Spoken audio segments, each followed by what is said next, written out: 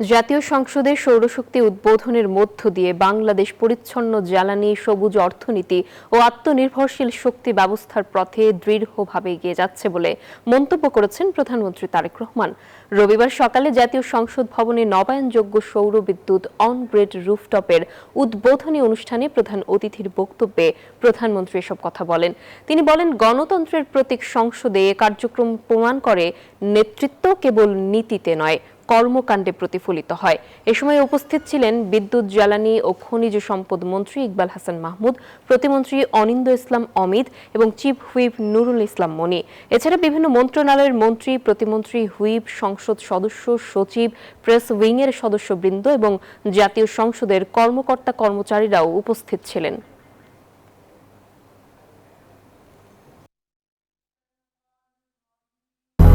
দুইশোর বেশি সার্ভিস ও ফিচারে লেনদেনের সব বিকাশ অ্যাপে সম্ভব।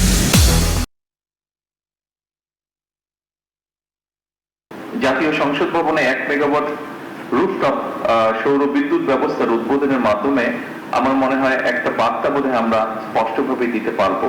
সেটি হচ্ছে বাংলাদেশ পরিচ্ছন্ন জ্বালানি, সবুজ অর্থনীতি এবং আত্মনির্ভরশীল শক্তি ব্যবস্থার পথে ধীরে ধীরে দৃঢ়ভাবে এগিয়ে যাচ্ছে।